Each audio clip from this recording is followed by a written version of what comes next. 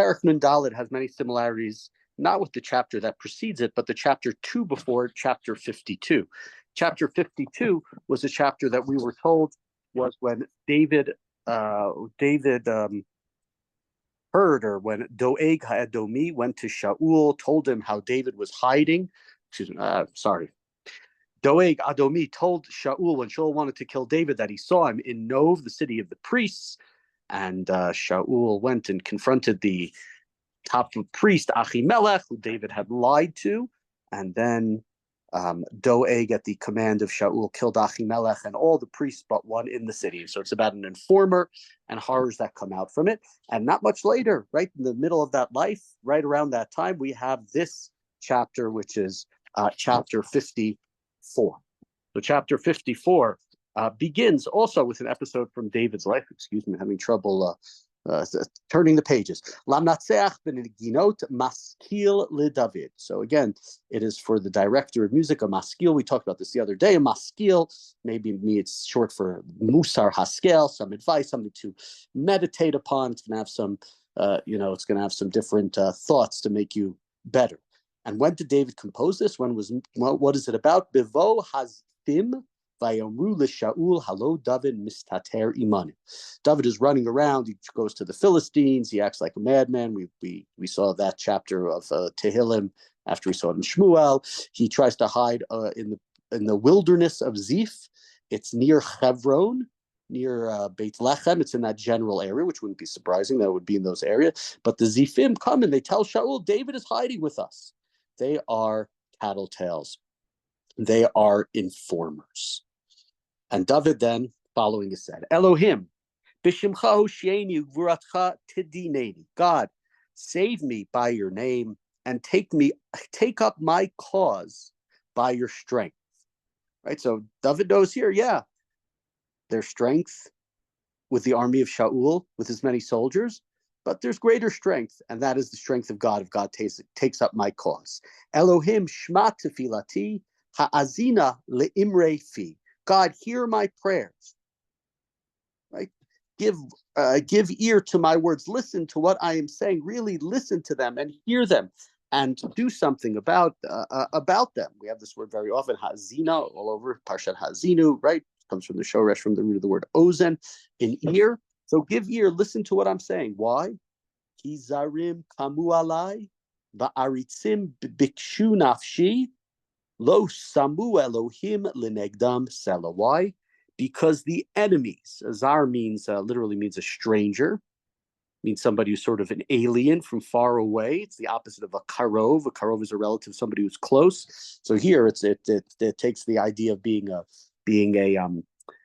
enemy, but at its core, it means a far away, somebody who's far, somebody who's not like you. So Zarim, the enemies have risen up against me, and violent men, Aritzim, they seek my death. They have not set God before them.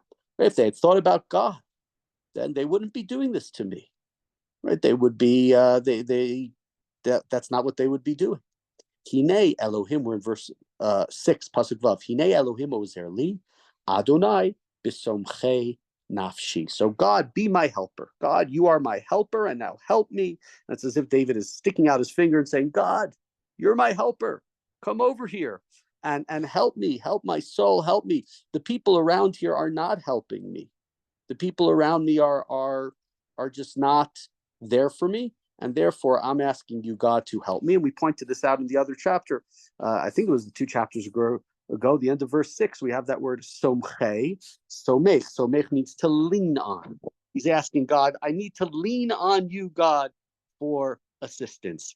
That's what I need from you, because that's the way that I'm going to be able to stand up to all these people, all the Zifim and all these other people who are telling on me and endangering me.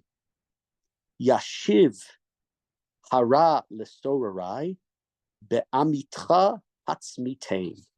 You will repay evil to my enemies, destroy them through your truth. Right? You know the truth, God. You know that I've done nothing wrong. We talked about this yesterday when David talks about somebody who prefers lies over truth, somebody who prefers wickedness over good.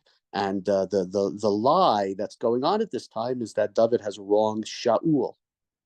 and all of Shaul's men, specifically Doeg, mentioned in the last chapter, and all the others who are informing, people are informing on David, are trusting this lie that David deserves to die, that David deserves to be turned over to Shaul, when David did nothing wrong. David only helped Shaul as his general, as his musician, as his son-in-law. In so many different ways David helped Shaul, but there are so right, repay evil to my enemies.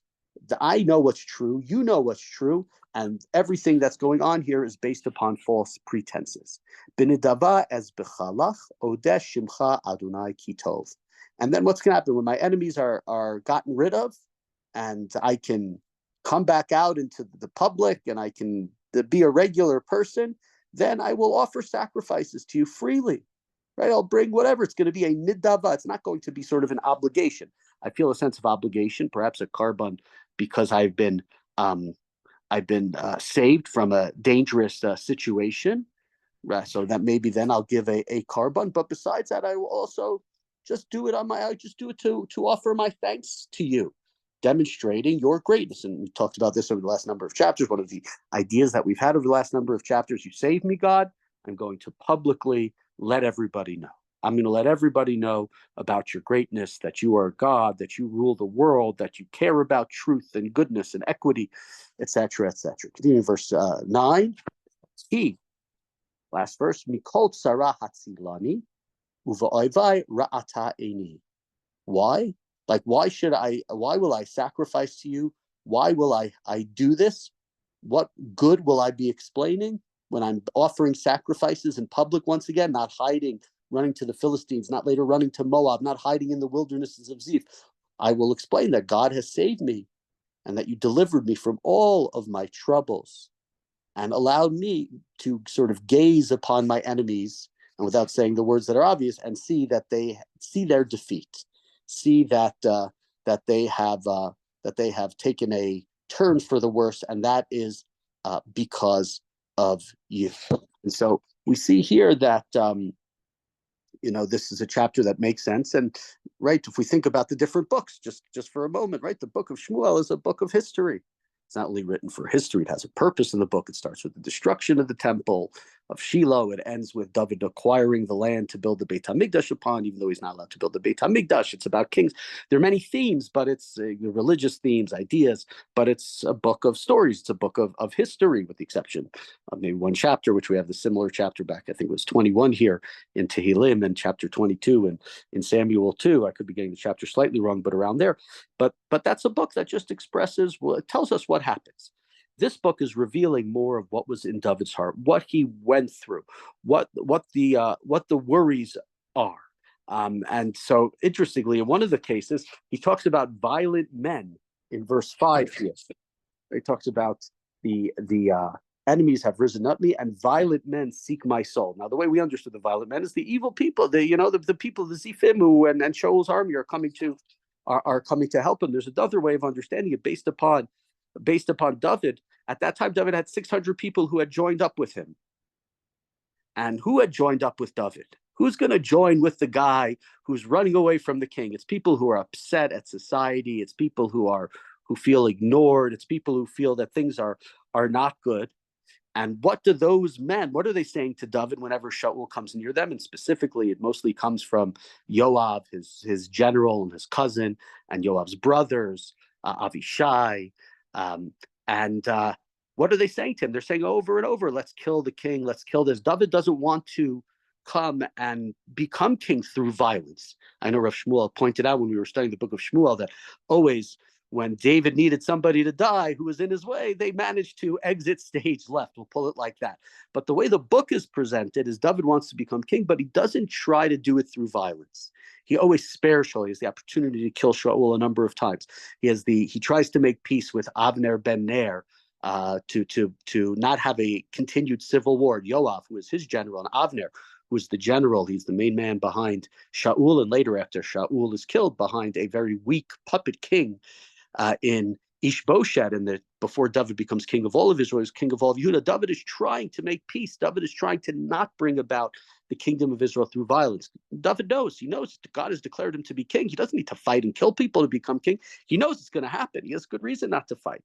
So he's surrounded as well by sort of misfits of society, people who've run away, people who are not happy, and they find in him sort of their champion of the oppressed, of people that are unhappy. And so it's a different way of understanding the idea of the sort of the violent men that are around him, not just his enemies, but the people people who are near him. I remember many years ago when I was teaching that chapter, and the men who are gathering around David when he's running away. It sort of, at that time I said it sort of reminded me of, it was, I think, the time around Obama's election, that you had a lot of people who were dissatisfied with the government and the country and didn't like the direction and felt that they weren't paid attention to, and they went, and what they do, they went and they voted for Obama. And then in 2016, what did we have? We had lots of people who felt they were being ignored and felt the country wasn't paying attention to them and felt the country wasn't listening. And what did they do? They went and they voted for Trump. So it's not a political question. It's about sort of, we always have people in society who feel that leadership is not paying attention to them. Leadership is not committed to them, that they're being left behind for whatever reasons and whatever arguments are happening. Sometimes it's out of hope and love, and sometimes it's out of anger. There's sort of different ways, which is also the different ways of understanding these people. Are the violent men referred to in this chapter, the violent men are the enemies of David?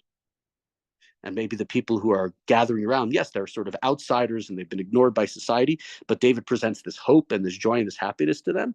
Or do we look at them and we say, do we say these are people who feel they've been left out by society, and they're generally people, not such good people, but with David, they see somebody who also has been oppressed and been sent to the side and is not being treated right by society, and represents the idea of bringing it back. Obviously, a leadership that is not about people who are just angry, but somebody who presents hope and hopefully a better society in the long run, which is what David wants to do. And that's why I'm pointing this out here in this chapter, because to me it's very interesting. What's going on here? Are the people around him angry? Are they gathering around him because they're misfits and they see him as an outsider, and they see him as somebody who is going to destroy the current regime, and then things are going to change? And are those the evil people? Or no, the people who surrounded David see the hope, see the see what he's brought to the table as the general, as the musician of Shaul, and they might be sort of pushed out and not part of main society, but he doesn't represent to them. He's not holding their anger,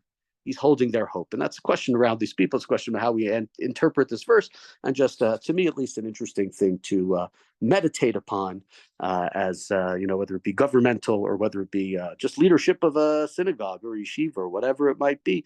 You want to make sure that you're paying attention as much as you can to all of your constituents, and not just to some of them. And so we see, question is why are these people surrounding David? And a more theoretical question, which you can look at both different ways as reflected in this chapter.